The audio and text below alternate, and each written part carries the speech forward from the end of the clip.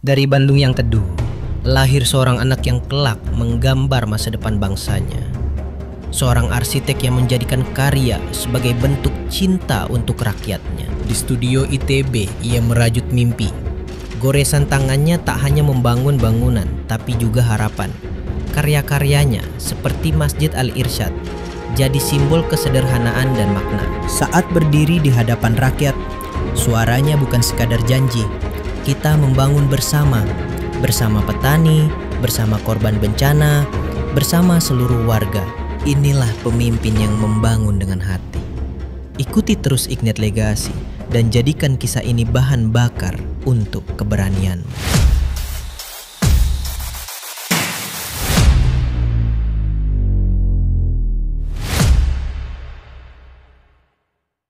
Muhammad Ridwan Kamil lahir di Bandung 4 Oktober 1971 sebagai putra kedua dari pasangan Aceh Misbah dan Ibrahimah. Ia tumbuh dalam lingkungan keluarga sederhana yang penuh nilai agama, budaya, dan kesederhanaan. Ayahnya adalah seorang tentara, sementara ibunya seorang ibu rumah tangga yang penuh kasih. Emil kecil dikenal aktif, suka bermain di sekitar rumah, dan gemar menggambar. Sejak kecil, Emil sering berlama-lama menggambar rumah, masjid, dan jembatan di buku tulisnya. Ia sangat senang mengamati bangunan di sekitar kota Bandung. Imajinasi masa kecilnya mengarah pada minat yang kelak membentuk jalan hidupnya, arsitektur. Emil menempuh pendidikan di SD Negeri Banjarsari 3, SMP Negeri 2 Bandung, dan SMA Negeri 3 Bandung. Ia dikenal sebagai murid yang cerdas, aktif dalam kegiatan seni, dan sering membantu teman sekelas yang kesulitan. Kemampuan menggambarnya semakin terasa dengan mengikuti lomba-lomba seni. Lulus SMA, Emil diterima di Fakultas Teknik Arsitektur Institut Teknologi Bandung, ITB. Masa kuliahnya penuh perjuangan. Emil tak hanya belajar di kelas, tapi sering begadang di studio, menyelesaikan desain hingga larut malam. Jiwa sosialnya juga tumbuh, terlihat dari keaktifannya di organisasi kampus.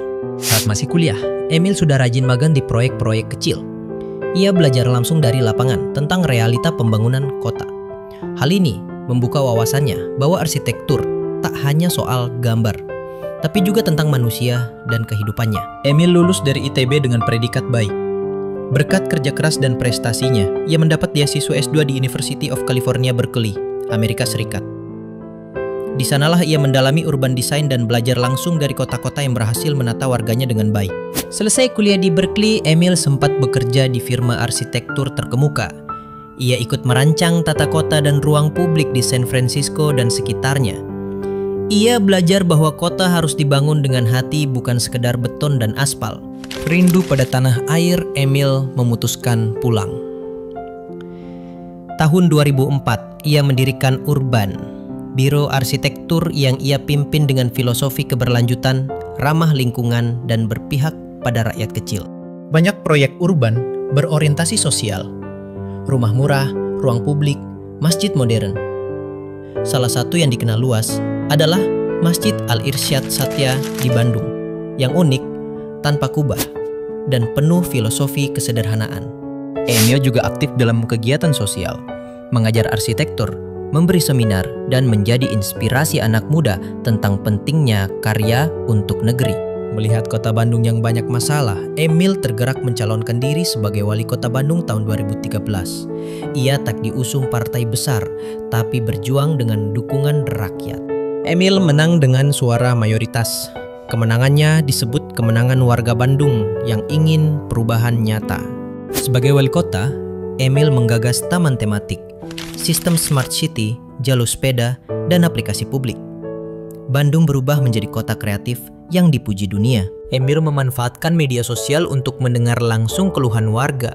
Ia sering turun ke lapangan, melihat sendiri permasalahan kota. Selama memimpin, Emil menghadapi banjir, kemacetan, dan kritik atas kebijakan. Tapi ia hadapi dengan dialog terbuka. Tahun 2018, Emil maju sebagai gubernur Jawa Barat dan menang. Wilayah yang jauh lebih luas jadi tantangan baru baginya. Emil mendorong digitalisasi desa, akses internet untuk UMKM, dan platform pemasaran produk lokal.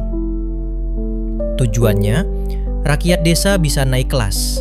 Jawa Barat di tangannya fokus pada pembangunan jalan desa, jembatan gantung, sekolah, dan rumah sakit.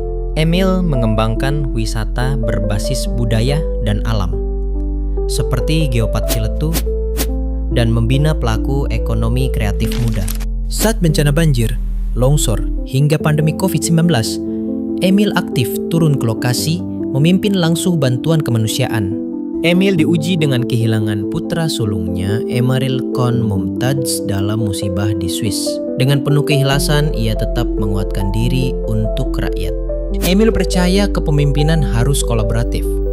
Ia banyak melibatkan komunitas, kampus, dan swasta dalam membangun daerah.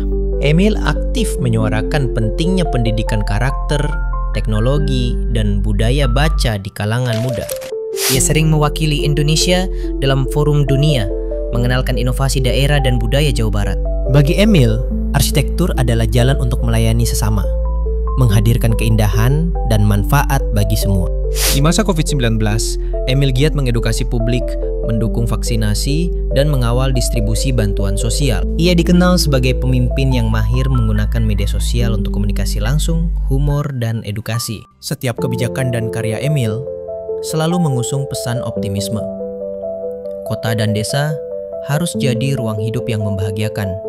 Warisan Emil adalah kota yang lebih manusiawi, pemimpin yang dekat, dan karya arsitektur yang berpihak pada rakyat. Emil mengajak, mari membangun bersama. Mari kita hadir untuk negeri ini dengan karya, bukan sekadar kata. Jangan lupa subscribe, like, dan share channel ini untuk terus mendapat kisah inspiratif dari mereka yang menyalakan obor harapan bangsa. Dan jadilah bagian dari perubahan.